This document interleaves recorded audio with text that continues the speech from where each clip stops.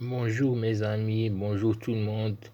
Aujourd'hui, nous allons vous présenter un thème qui concerne les formateurs et les enseignants, c'est-à-dire qu'on va discuter aujourd'hui dans cette vidéo sur un sujet important, à savoir la conception d'un emploi du temps.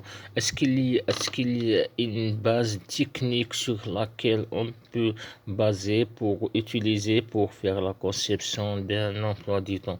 Donc on va voir l'introduction sur ce sujet avant même qu'il soit considéré comme un support indispensable de gestion pédagogique. L'emploi du temps est semestriel et avant toute considération, il est aperçu comme un véritable mode de vie familial pour chaque formateur, qu'il est appelé à programmer ses préoccupations familiales sur la base de celui-ci. Visite médicale, des commissions, sorties familiales. De ce fait, la conception de cet emploi du temps réalisé au début de chaque semestre est affichée publiquement dans la salle des profs et mis à la disposition des formés, doit être élaborée sur des critères pédagogiques que le concepteur, le DS ou bien l'ATP devra obligatoirement et impérativement en tenir compte d'une manière équitable en évitant de toute forme de distinction en même de complaisance, et dont le seul but à ne pas léser un formateur et avantager un autre. Il est primordial pour le concepteur de connaître et d'appliquer à la lettre les 10 commandements ou critères sur la base desquels cet emploi du temps sera planifié, en évitant ainsi la distinction, la complaisance, la marginalisation, la discrimination des parties prises et par conséquent d'éviter de créer la divergence et la zizanie au sein des corps de formateurs. Le strict respect de ces points au nombre de 10 permettra en outre une fluidité, un bon rendement, une collaboration et un travail d'équipe et une parfaite confiance.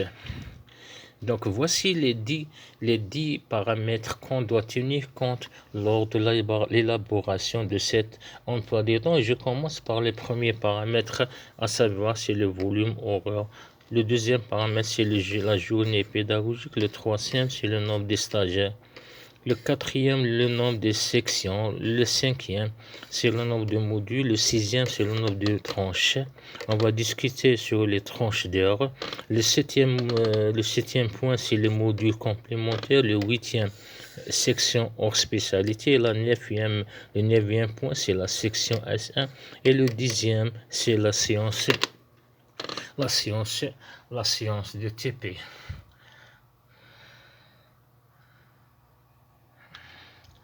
Maintenant, on va voir le volume horaire. Malheureusement, c'est le seul paramètre parmi les 10 que les concepteurs pédagogiques tiennent à respecter lors de l'élaboration de l'emploi du temps. Mais celui-ci, qui est indispensable selon la réglementation en vigueur et peut varier de 18 à 22 heures, prenons par exemple une moyenne de 20 heures. Mais par contre, il n'est pas à lui seul suffisant en l'absence des autres pour mener à bien la gestion pédagogique. Journée, le deuxième paramètre, c'est la journée libre. Avant d'instaurer un climat sain de fraternité entre le cadre pédagogique, il faut attribuer à chaque formateur une journée libre afin de lui permettre de vaquer à ses préoccupations quotidiennes ou de mettre à jour ses cours et de faire des préparations en ce temps libre.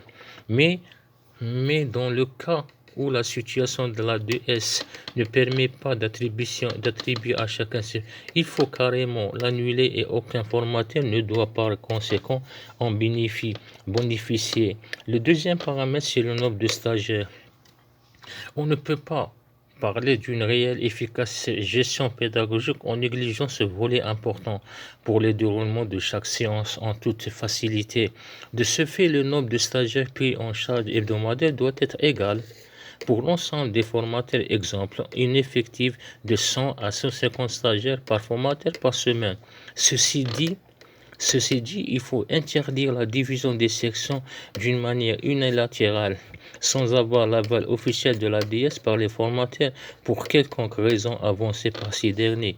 Le quatrième, c'est le nombre de sections. On peut dire, sans avoir peur ni le risque de se tromper, que la distribution et l'attribution d'une manière équitable du même nombre à raison de 5 sections par formateur, par exemple, 2 sections à enseigner par l'ensemble des formateurs par semaine est un facteur encourageant et motivant pour le corps pédagogique qui permet d'éviter les rancines et malentendus de propager d'autre part la confiance et la fraternité entre eux. Donc on peut en aucun cas attribuer une seule section à un formateur. Le paramètre suivant, c'est le nombre de modules. Pratiquement, c'est le même constat que le précédent volet, c'est-à-dire que l'ensemble des formateurs appartenant à l'ADS, que ce soit en résidentiel ou en apprentissage, doit partager le même nombre de modules, qui sont appelés à assimiler parfaitement durant un semestre de formation pour une ration de 5 modules pour chaque formateur, soit 4 de spécialité MK, module qualifiant, et un complémentaire, module complémentaire. Donc, on ne peut en aucun cas attribuer un seul module à un formateur. Le facteur suivant, c'est le nombre de tranches d'heures. Quand on entend par tranche d'heure nommé M1, M2, S1, S2, M, c'est pour désigner le matin, S pour désigner le soir. Dans ce cas, au terme de l'élaboration de cet emploi du temps, chaque formateur devra avoir le même nombre de tranches d'heures.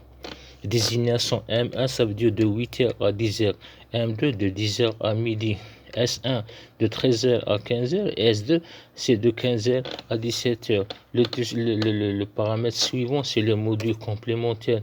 On ne peut pas charger quelques formateurs bien précis des modules complémentaires alors que d'autres en sont dispensés.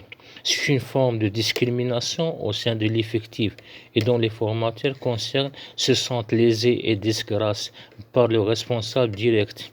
Ceci dit qu'il faut désigner des formateurs bien précis pour assurer ces modules ayant des faibles coefficients, ce qui va contribuer à une absence de volonté et manque de confiance. L'autre paramètre, c'est les sections en spécialité afin d'être plus équitable possible et à la même distance avec les formateurs, et pour ne plus favoriser un formateur au détriment des autres, il faut attribuer à chacun un module d'une section hors spécialité pour faire valoir ses connaissances à d'autres stagiaires. Par exemple, un module interpréter un texte en français, HS, onglet protection du consommateur, recherche d'emploi physique, etc. L'autre paramètre, c'est les sections S1.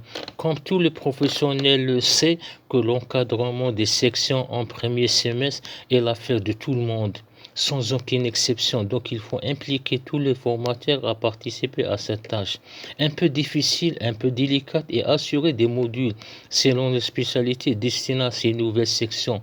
Et aucun formateur ne doit refuser ou rejeter pour diverses raisons parfois non rationnelles à en contribuer à cette mission en préférant prendre en charge seulement à la recherche de la tranquillité des sections de semestre supérieur S3 et S5, préférant ainsi laisser cette pénible tâche à ses collègues qui ne réclament jamais leurs droits. Et le dernier paramètre, c'est des séances de TP que chaque formateur, quelle que soit sa spécialité, doit assurer durant la semaine au moins une séance de travaux pratiques relevant de son profil des études universitaires. Pourquoi? Afin de donner une chance à chacun de faire part de son savoir-faire, de ses connaissances pratiques à ses stagiaires.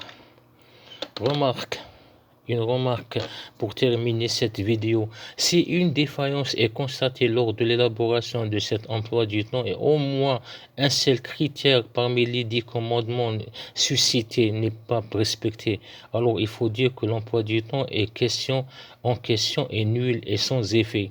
Du fait que chaque formateur se sentait réalisé ou désavantagé par rapport aux autres, là il faut s'attendre à une catastrophe ou une laisser-aller délibérée et négligence en guise de désagrément à cette mauvaise situation issue de cette mauvaise programmation. Je vous remercie de votre attention et bon courage. Merci de votre collaboration et de votre patience.